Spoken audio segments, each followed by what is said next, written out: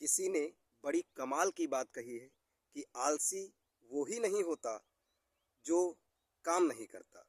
आलसी वो भी होता है जो ज़्यादा कर सकता है लेकिन करता नहीं है। नमस्कार, मैं हूँ विश्वजीत अवस्थी।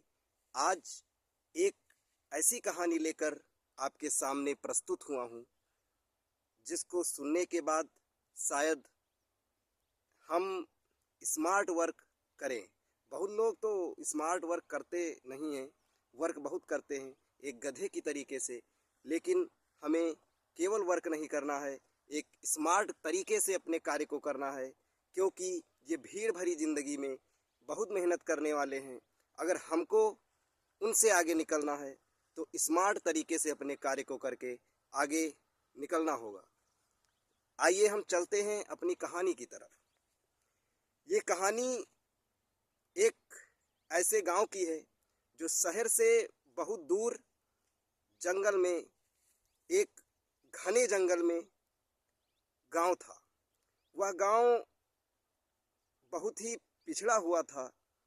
वहाँ पे कोई आने जाने का साधन नहीं था। वहाँ के लोग बहुत ही गरीब थे। पूरे गांव में एक गधा था। उस गधे से वो लोग पूरा दिन कार्य करते थे। उस गधे का जो एक मालिक था वह बहुत ही दुष्ट प्रकृति का था। वह अपने गधे को ना कुछ खिलाता था ना कुछ पिलाता था ज़्यादा, केवल पूरा दिन लगातार मेहनत करवाता था। जब उसका पूरा कार्य कंप्लीट हो जाता था तो वह अपने दोस्तों को, अपने गांव वालों को, सबको अपने गधे को देकर उनसे दिन रात मेहनत करवाता था। वह गधा मेहनत करके बहुत परेशान हो गया, लेकिन वह बाहर का रास्ता नहीं खोज पा रहा था। एक दिन वह इतना परेशान हो गया, एक उसके उस गधे के मालिक के दोस्त ने उस गधे को ले जाकर लगातार 3 दिन मेहनत कराई और उसे खाने के लिए कुछ भी नहीं दिया। वह गधा, जब उसे ऐसा लगा कि शायद मैं यहाँ पर कार्य करके मर जाऊँगा, ना मेरी प्रशंसा होगी ना मुझे भोजन मिलेगा, तब वह रात में भागने का निश्चय किया। एक दिन उसे मौका मिला और वह रात में जब सब लोग सो रहे थे गांव से निकल गया।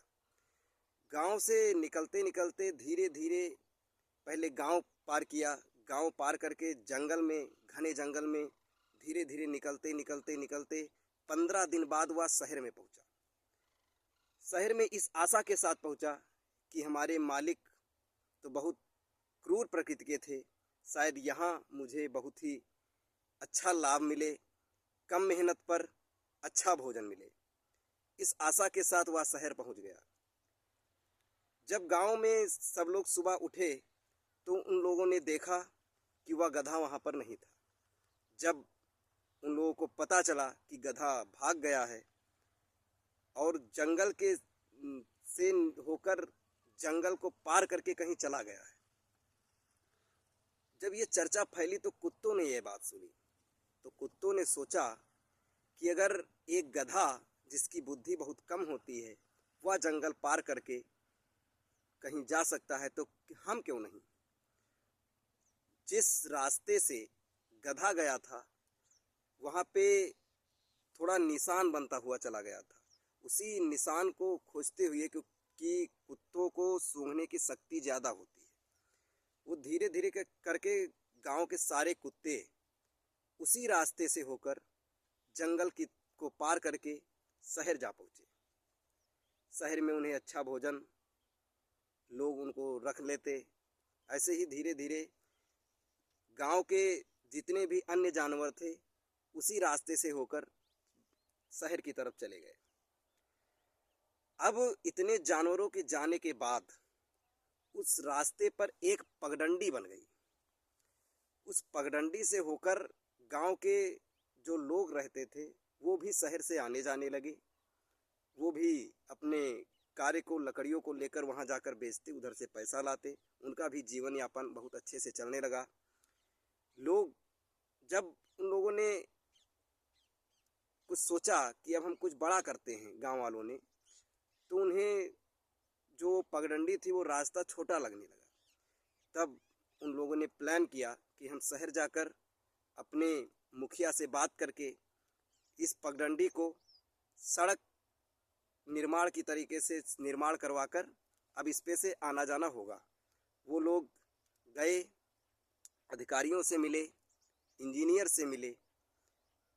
तब इंजीनियर ने कहा कि ये रास्ता, जिस रास्ते पर तुम लोग आ रहे हो, ये जंगल का सबसे बड़ा रास्ता है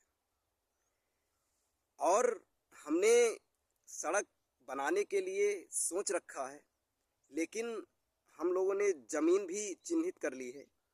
बहुत ही छोटा रास्ता है, तुम लोग 20 किलोमीटर जंगल पार करके शहर आते हो और जो हमारा रास्ता है वह केवल 3 किलोमीटर का है। जंगल जहाँ पे, जिस जंगल की चौड़ाई सबसे कम है, हम वहाँ से सड़क का निर्माण करेंगे और वहाँ पे जंगल भी कम कटेगा और आप लोग बहुत आसानी से कम दूरी तय करके यहाँ पर आ सकते हैं। तो हमें इस कहानी को सुनाने का मेन उद्देश्य यह है कि हम दूसरों की बातों को सुनकर उनके पद चिन्हों पर चलना शुरू कर देते हैं, लेकिन हमें अपने दिमाग का प्रयोग करके यह तय करना है कि हम जिस रास्ते पे जा रहे हैं वो रास्ता क्या सही है, और सही है तो कितना सही है। क्या हम इस रास्ते पर चल रहे हैं तो कुछ अपने दिमाग के प्रयोग से ज़्यादा अच्छे से चल सकते हैं, दूसरे रास्ता तय कर कर अपनी मंजिल को आसानी से तय कर सकते हैं। इस बात का हमें ध्यान रखना होगा और अपने हार्ड वर्क से हम अपनी मनचाही मंजिल को पार कर सकते हैं, पहुंच सकते हैं। रास्तों में जितनी कठिनाइयां हैं, हम उन कठिनाइयों को अपने स्मार्ट वर्क के तरीके को प्रयोग करके उसको पार कर सकते हैं। शायद हमको उस गधे के पद चिन्हों को छोड़कर एक अपना दिमाग का प्रयोग करके हम एक नया रास्ता खोज सकते हैं।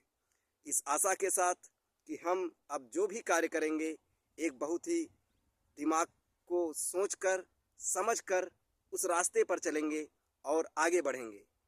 नमस्कार, जय हिंद, जय भारत।